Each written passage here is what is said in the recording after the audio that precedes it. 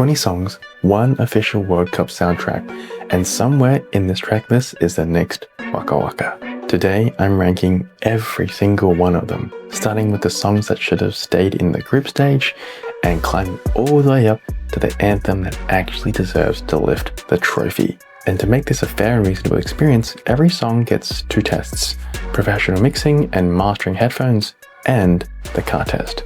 Because if a World Cup song doesn't slap in the car, it's not slapping in a stadium of 80,000 people.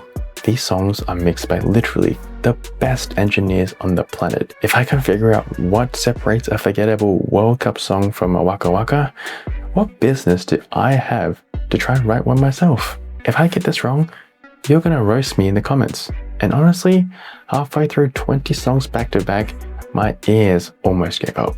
So here's the process: 20 songs, 1 sitting, and every song gets judged on 5 criteria.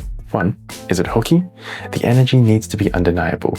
In a stadium of thousands, it has to give them energy, not ask for it. 2. Production value and mix translation. Alright, real talk. Almost everything here scores S on this alone. These are the best mixes in the world. So this one's basically a tie. 3. Structural pacing and retention dynamics. No dead space. It has to build and build and build. 4. Cultural synergy. This tournament is in North America, so local flavor makes sense. But this is the World Cup. The song has to feel authentic to the whole planet, not one zip code. 5. Legacy. Shakira is the call for a World Cup anthem. Waka Waka still gets played today. That's the bar. A real anthem lasts a lifetime. Alright, tier list time. We're starting at the bottom. D tier. Should have stayed in the qualifiers. Mi Mexico Lindo. Full transparency, I hit this one deep into the session and my ears were cooked. So I took a break, came back fresh, and look. This guy's voice, he owns the mic. I can picture it live, but I haven't lived inside Latino culture enough to feel what this song is doing. And outside the vocal, nothing grabbed me. Objectively, the vocals don't let it down at all. It's just not my cup of tea. D tier. Champions. Speed. Definitely better than his song from the last World Cup. I'll give him that.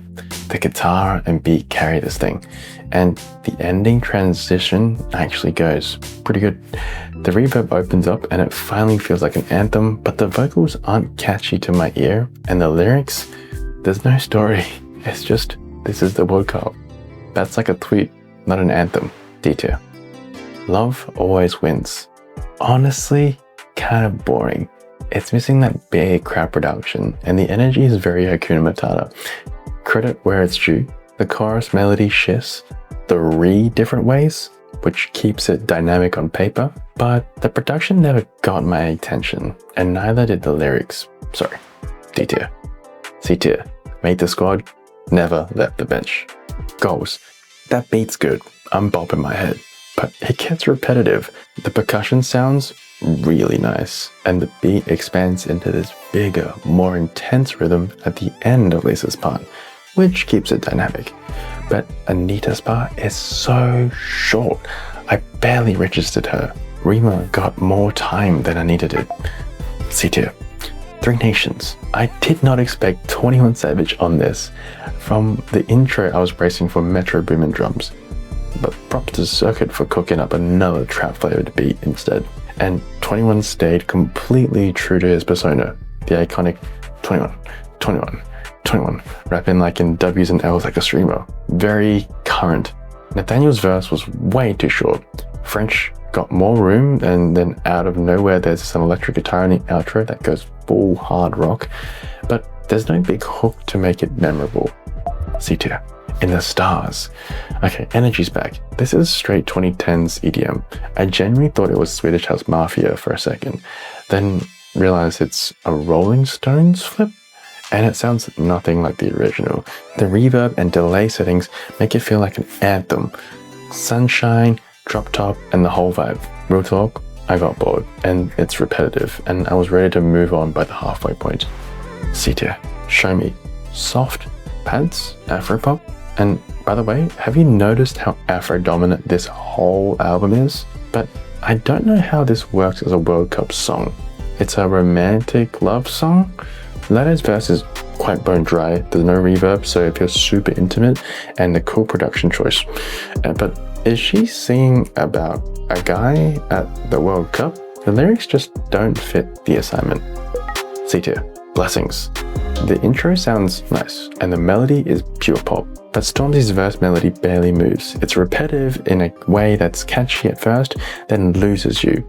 There's a section where the energy dips and it completely lost me. It needs more motion. C tier. Read my lips. There's a lot of autotune on her voice, but the groove, I love it. Circus production is always great.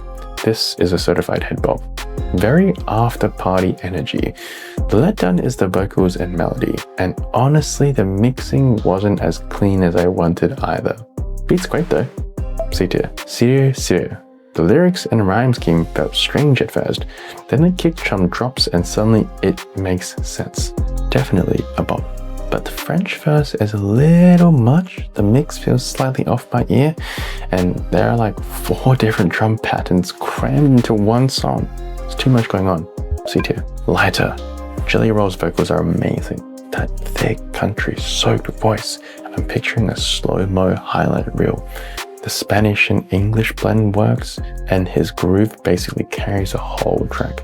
But the production is pretty simple, and it doesn't feel built for a global stage. It solves one specific need. The stop moment, and that's it. C tier. Quick pause. You remember Heatwaves? That song took over the internet back in the day? Keep that energy in mind, because the next tiers are where the songs stop being on the soundtrack and start being moments. This is where my producer brain fully switched on. B tier. Solid rotation players. Poor Ella. Bro, this intro had me thinking I was watching Tarzan. Then the Latin influence kicked in and it clicked. I even thought it was Camila Cabello when the verse came in. It's actually Belinda, and her voice is so soft and easy to listen to. Never heard her before, but I'm guessing R&B roots. It's a sunset song. I could dance salsa to it, or bachata. Honestly, not sure which. Not my usual lane, and I almost skipped it. But Belinda's vocals alone earn this B tier energy. Okay, wow. This is like a nightclub song, A for Max. The melody's okay, not the catchiest, but the chants are nice, and then a rap verse drops right after the chorus, and it feels great. The lyrics aren't anthem lyrics though. I want to put this in A tier, but I can't. B tier. Partidazo. The vocals are good, but the production isn't what I reach for when I want something catchy. The drum sample choices are just okay-ish, not up to my liking. B tier. A tier. The starting 11. Game time. The second this started, I thought it was Hips Don't Lie. Then Future came in.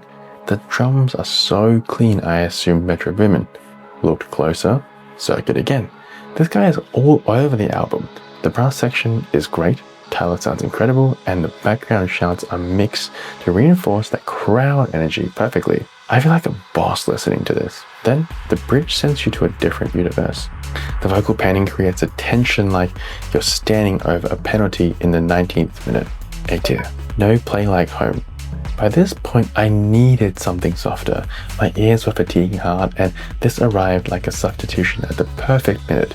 Soft guitars, lighter percussion, and this is where you really hear why loud, singable chants matter. They make the song easy for people to carry. Strong African influence, and Nelly Furtado's background vocals sound completely different from her Timbaland era. Even the claps are softer. It's exactly what the track list needed. A tier. DNA. The melody runs. Highs, lows. I feel this one in my chest, and David Guetta never misses on a festival mix. This was engineered for a loud crowd. Full stop. And the guy's vocals. Oh my god. And her vocal as well. Wow. A tier. S tier. Lifting the trophy. Illuminate. This sounds like a Juno or a Roland synth, and it is perfect for the FIFA theme. Heatwaves energy, if you remember the era. Jesse's vocals are angelic. Then the beat flips fully electronic, and this is where you hear the power of a crowd chant. Elian's verse is beautiful. The drums change again in the post-chorus.